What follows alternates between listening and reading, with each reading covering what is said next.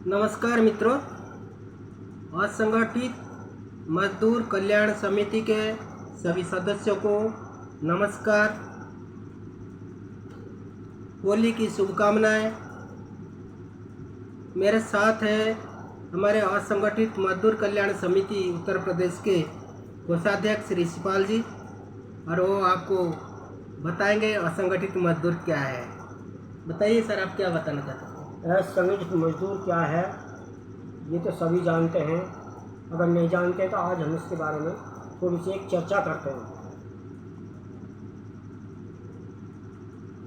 असंगठित मजदूर जो है वो ऐसे क्षेत्र में आते हैं जैसे कि पत्थर कूटो वन मजदूर, हो जाओ थक कर चकनाचूर, आरा ले कोई लकड़ी चीरे, कोई निकाले मोती हीरे, कोई बुने उमदासी खाट, कोई चला दे तकड़ी बार, कोई खेती करो व्यापार, कोई धोबी, कोई बन जाओ नाई, कोई बन जाओ आला हलवाई, सब चीज़ों का करो व्यापार, बेड़ा हो भारत का पार, इससे तुम्हारा काम बनेगा, माँ बापों का नाम बनेगा, बच जाओगे बेकारी से, निर्धनता की बीमारी से।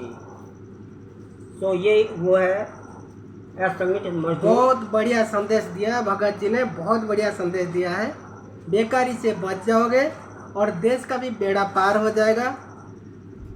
असंगठित मजदूर कल्याण समिति के सभी सदस्यों को बहुत बहुत नमस्कार, शुभकामनाएं। आज का हमारा ये चर्चा का विषय है सौर ऊर्जा सहायता योजना। सौर ऊर्जा सहायता योजना का पात्रता क्या है?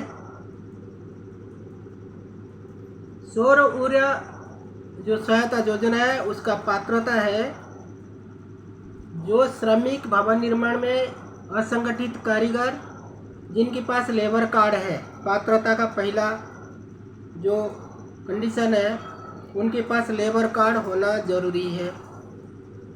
दूसरा, अगर मान लीजिए किसी परिवार में 3 या 4 लोगों की लेबर कार्ड है तो उस परिवार को केवल एक ही यूनिट मिलेगा।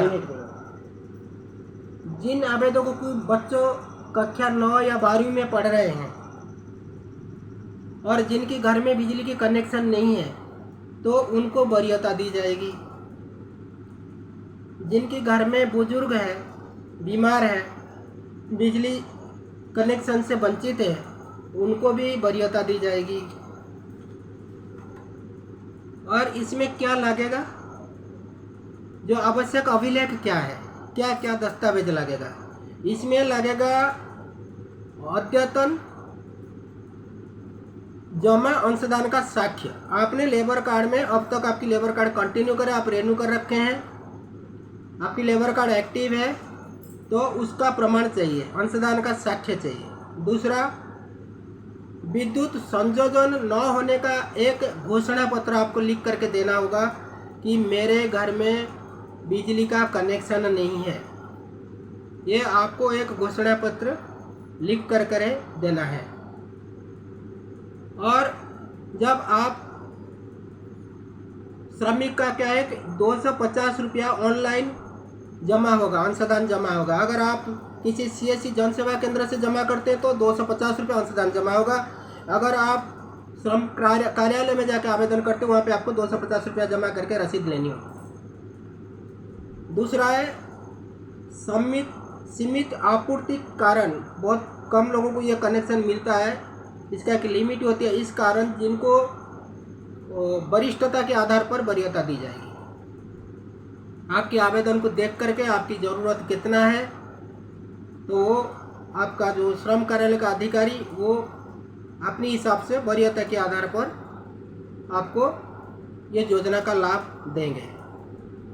इसमें क्या है कि पंजीकृत निर्माण श्रमिक के स्थायी आवास पर यह स्थापित किया जाएगा। जो यूनिट मिलेगा आपको 250 रुपया में जो सरकार दे रही लेबर कार्ड वालों को, वो उनकी छत पे आवास पर स्थापित की जाएगी।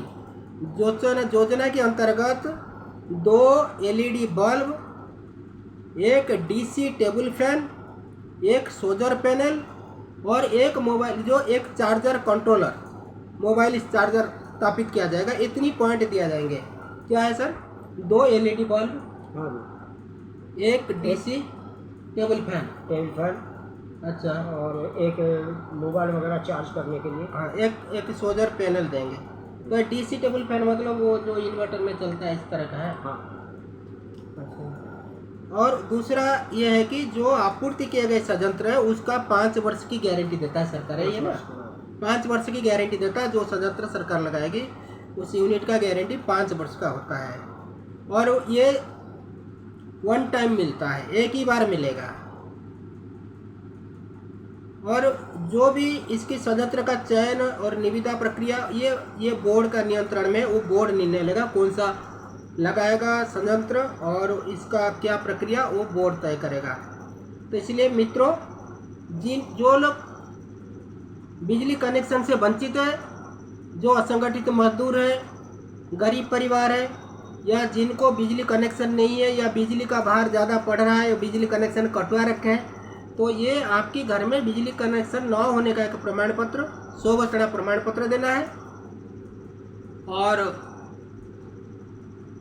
समय समय पर नियम परिवर्तित हो जाता है, तो ये प्रमाण पत्र आपको जेई से लिख के देना है, या ग्राम प्रधान से लिख के देना है, या पार्षद से लिख के देना है।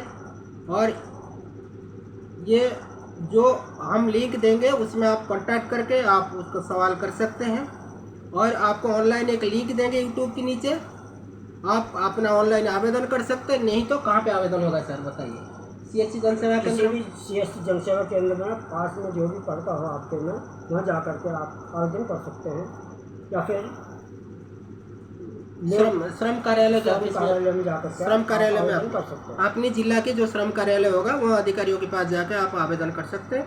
नहीं तो आपकी नज़दीक सीएससी जनसेवा केंद्र में भी, तो ये सीएससी जगह जगह खुल चुके हैं, लेकिन ये सीएससी का भी बहुत अंतर है।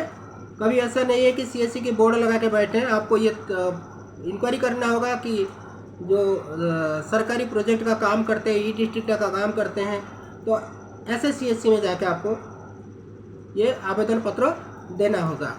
और आवेदन पत्र देने के बाद वरीयता के आधार पर, वरिष्ठता के आधार पर आपको ये यूनिट मिल सकता है।